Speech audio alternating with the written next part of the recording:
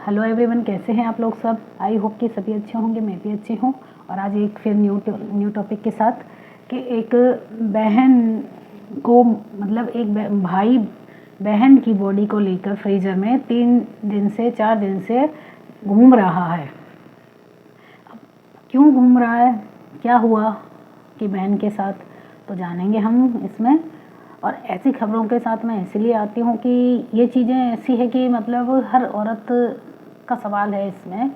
और फिर मेन तो कानून व्यवस्था, जो कानून कहाँ हैं, जो ध्यान नहीं देते हैं ऐसे मामले में। एक घर में से एक इंसान चला जाता है, उसके बाद में भी कानून पुलिस वगैरह नहीं ध्यान देते हैं, कोई सिस्टम काम नहीं करता, कहीं कहीं कहीं कोई सुनवाई नहीं होता, उसका जिम्मेदारी कोई नहीं लेता। कौन मतलब गुनहगारों के हाथ इतने लंबे हैं और कानून के हाथ छोटे हैं। इसलिए ये बढ़ते हुए अपराध, लोग बाग इसलिए डर नहीं है। ये कानून व्यवस्था बोलते हैं कि बहुत अच्छी है, बहुत वो है। और जहाँ तक कि मैंने यूपी एमपी के ही मामले ज़्यादातर देखे हैं। और कानून व्यवस्था कहाँ उनमें अच्छी है। कानून व्यवस्था अच्छी होनी चाहिए ना, सुनाई होनी चाहिए, तुरंत कार्रवाई होनी चाहिए ऐसी चीज़ों पे, पर नहीं होती है कार्रवाई। मेरा मेन मकसद यही है कि क्यों नहीं होती है कानून पे कार्रवाई, क्यों नहीं करता, जल्द सुनवाई क्यों नहीं होती है ऐसे मामलों में। क्यों क्यों लापरवाही बरती जाती, क्यों पैसा खा के पुलिस वाले, क्या उनके घर परिवार नहीं है। क्यों इस तरह के मतलब रोज़ देखने को मिलते हैं, क्यों अत्याचार बढ़ता जा रहा है औरतों पे, महिलाओं पे, बच्चों पे। क्यों, मैं ये नहीं कहती कि आदमी पे, जेंट्स पे नहीं होते हैं अत्याचार, सभी पे होते हैं, पर क्यों, उसका भी तो कारण है ना। कारण तो यही है ना, सिस्टम अच्छा नहीं है। जहाँ पैसा दिखेगा ना वहीं पे ही, फिर क्या मतलब है ऐसे सिस्टम का, ऐसे समाज का कोई मतलब नहीं है। किसकी जिम्मेदारी है, पुलिस का कोई मतलब ही नहीं है ना। जब इतने अपराध आए दिन होते हैं, रोज़ इतने अपराध होते हैं, इस तरह के काम होते हैं, उसके बाद में भी जाके समय पे देखते नहीं है ना, मतलब कुछ भी नहीं।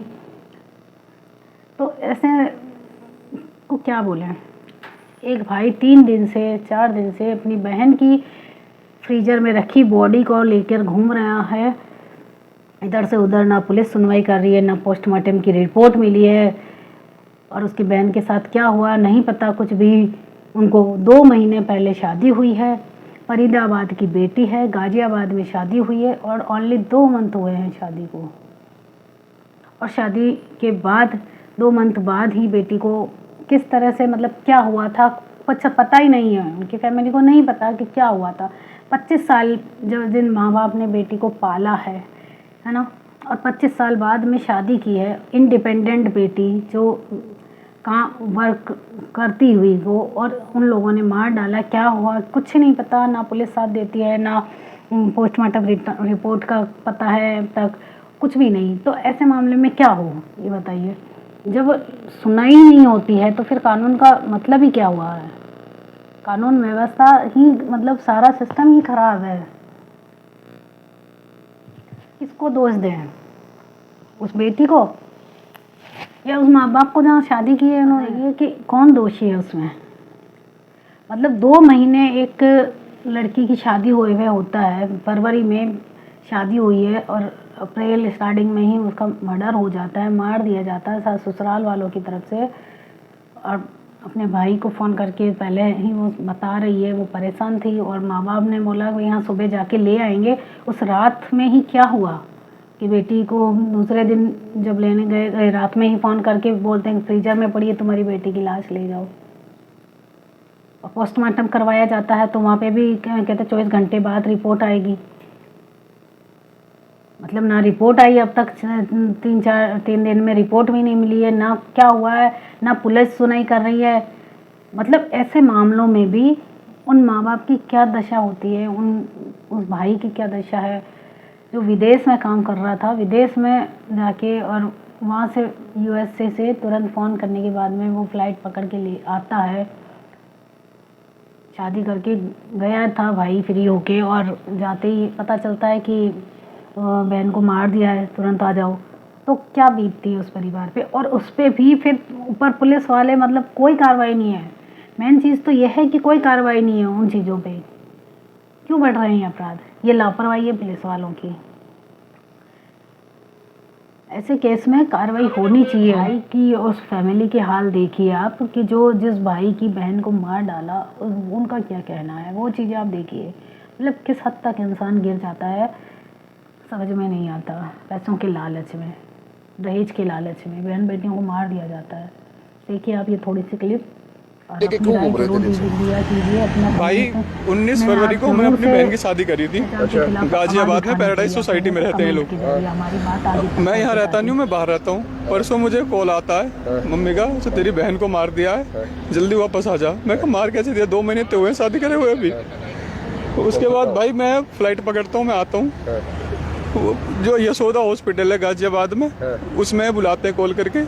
मम्मी पापा जाते हैं और रिश्तेदार सब जाते हैं। वहाँ पे पुलिस वाले सब खड़े रहते हैं और बहन को फ्रीजर में रखा हुआ होता है। मम्मी ने कहा कहाँ हमारी लड़की, कह रही तुम्हारी लड़की मर गई है, फ्रीजर में है।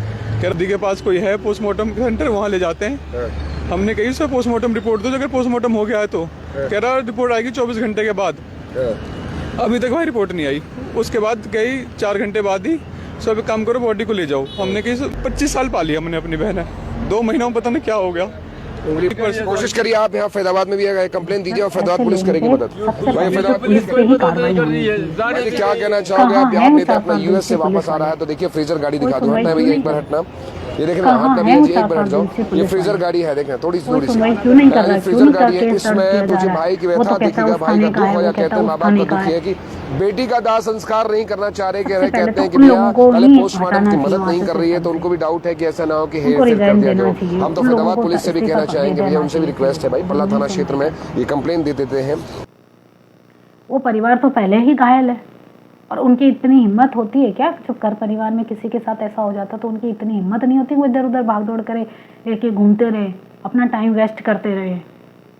तो सबसे पहले तो इनमें कार्रवाई होनी चाहिए पुलिस वालों पे। नहीं कर रहे, ना कोई छानबीन कर रहे हैं, क्योंकि बॉडी को जलाने के बाद तो पोस्टमार्टम रिपोर्ट से भी अगर कुछ कर दिया होगा, उन लोगों ने चेंज कर दी होगी पैसा खिला के, तो जब बॉडी को इसलिए नहीं जला रहे हैं कि बॉडी को जलाने के बाद तो फिर रिपोर्ट भी गलत आएगी ना, रिपोर्ट आएगी कहाँ से फिर। तो पुलिस वाले को अपनी कस्टडी में कराना चाहिए ना रिपोर्ट भी, पर नहीं सुनाई कर रहे हैं पुलिस वाले। तो हराम का बस मिल जाता है उनको घूस खाने को ना, तो बस वो अपना पेट भर जाता है उनका। फिर क्या है, जनता से क्या मतलब है उनको, जबकि उनको रखा हुआ है जनता की देख रेख के लिए, जनता की सुनवाई के लिए उनको रखा जा रहा है। सबसे पहले तो उन लोगों को ही हटाना चाहिए वहाँ से, सिस्टम से उनको रिजाइन देना चाहिए, उन लोगों को इस्तीफा दे देना चाहिए, ऐसे लोगों को जो नहीं सुनवाई करते हैं। वो परिवार तो पहले ही घायल है और उनकी एक नज़र आप पे इस रोती बिलखती माँ क्या कह रही है, वो जो 11 साल की बेटियों का, जिसके खुद पति ने ही हत्या कर दी है, वो जुड़वा 2 बेटियों की, और कितना कुछ सहा है इस औरत ने। इनकी मुँह से सुनिए आप कि किस तरह से वो एक घर नहीं था, वो जेल बना रखा था उसके हस्बैंड ने। एक किस कारण शक का बीज ऐसा इंसान के दिलो दिमाग में बैठा था कि ज़िंदगी ही नर्क कर रखी थी उसने। उसके बाद में भी वो औरत वहाँ पे बर्दाश्त करके एक पत्नी सहती है, सब कुछ समाज के डर से कह लो, घर वालों के, परिवार वालों के दबाव से समझ लो, या अपने बच्चों की ज़िंदगी बर्बाद ना हो वो डर समझ लो। किसी भी तरह से एक औरत एडजस्ट करने की कोशिश करती है और की। उस जेल में भी वो औरत रह रही थी अपने बच्चों से दूर होके, उसके बावजूद भी ऐसा हुआ है। तो आप एक नज़र का माइंड बिल्कुल आउट हो चुका है, एक पागल होने की कगार पे है, और वो एक इंसान नहीं, फिर वो भेड़िया हो जाता है, जो वो कुछ भी कर सकता है। भेड़िया होने के बाद वो कुछ भी कर सकता है वो इंसान, जिसकी सोचने समझने की शक्ति खत्म हो जाती है वो कुछ भी कर सकता है। जिस तरह से इस